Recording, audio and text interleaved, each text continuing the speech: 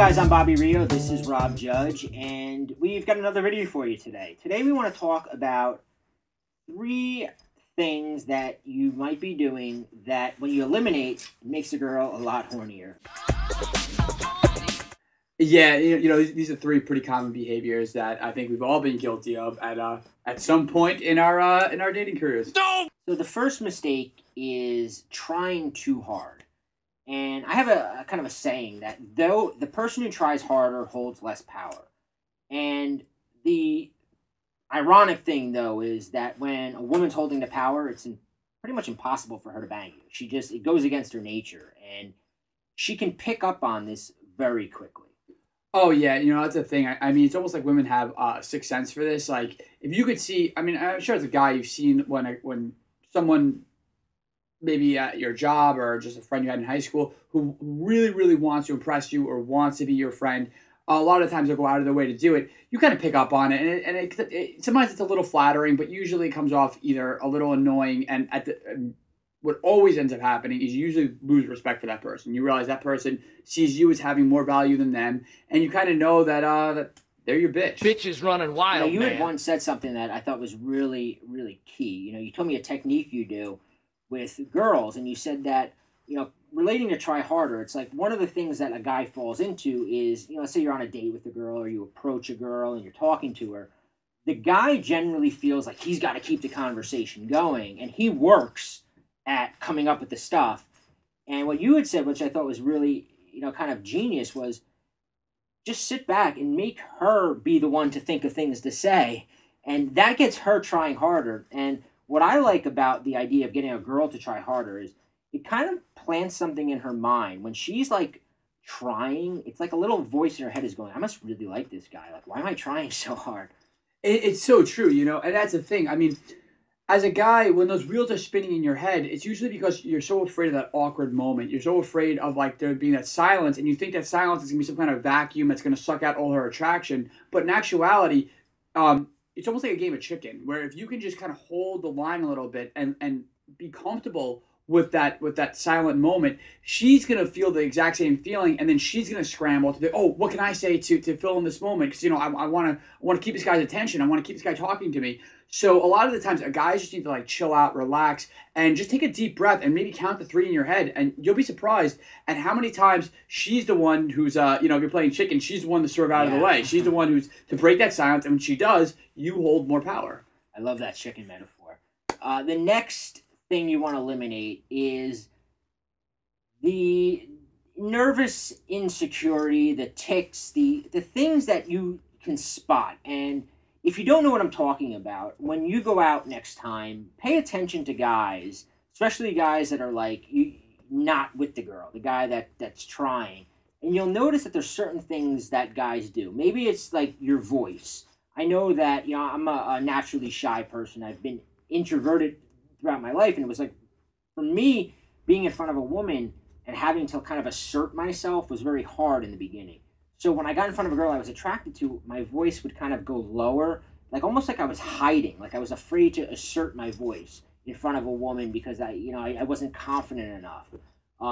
It's funny you bring that up, because actually, I suffered from a very similar problem, but actually it was the exact opposite. My voice tends to go higher, and I've coached students, and again, I've seen guys go on both ends of the spectrum, but a lot of the times you'll hear guys, their voice ends an octave up, almost as if they're asking a question. So they're like, oh, how are you doing?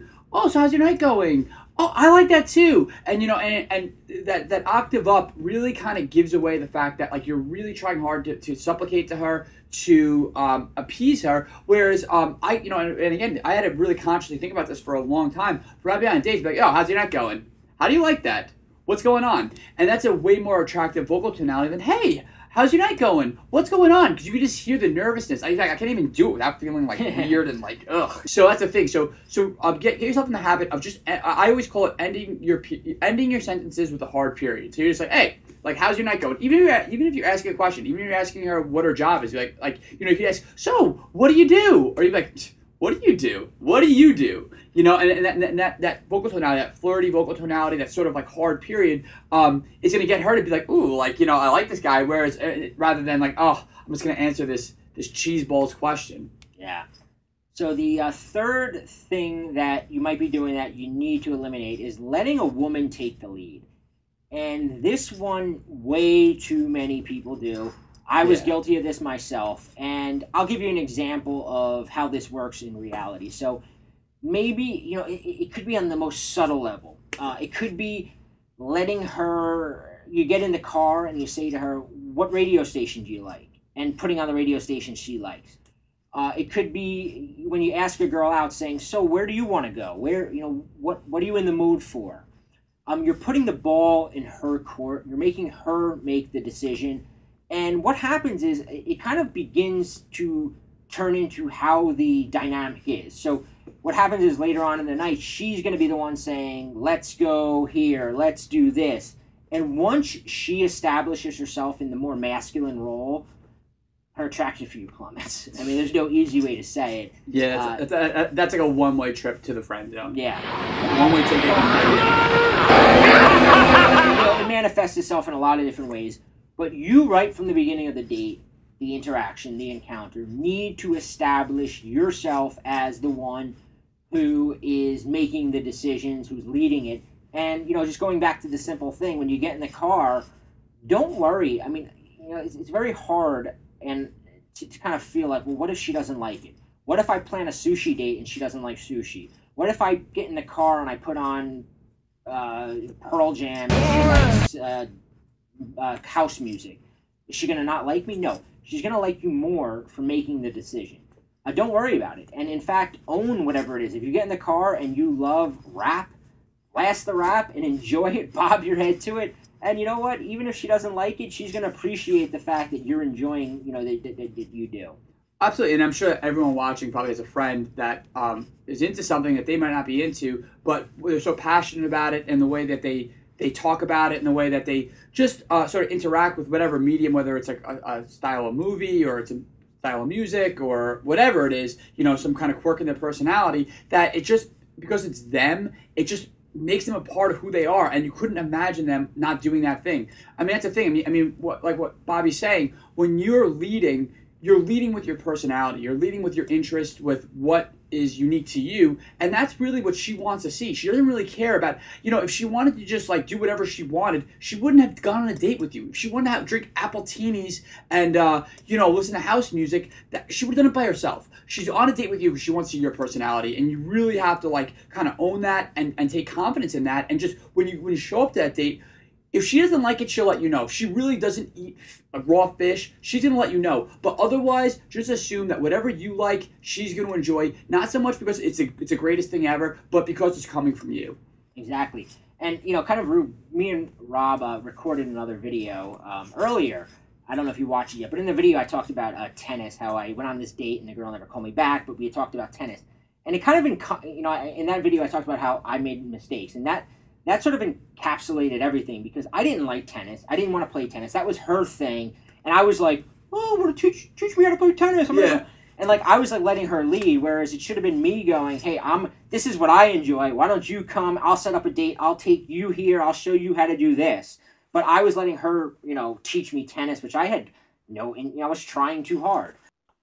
So the final mistake is just not knowing what women chase. So what me and Rob did was, there are 4 things that really drive women wild. We call them the 4 horsemen of the chase. And these are the kind of things that if you like dangle them in front of a girl, they go ape shit trying to chase you. And what we did was we put a little longer video together. You can click the link below where we walk you through the 4 horsemen of the chase, and also a sneaky little mind game that we call the scrambler.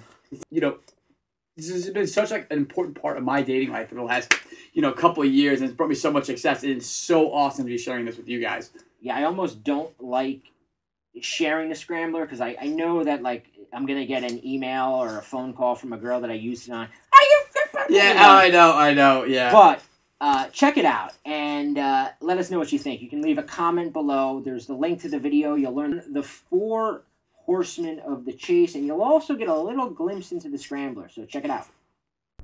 Perfect.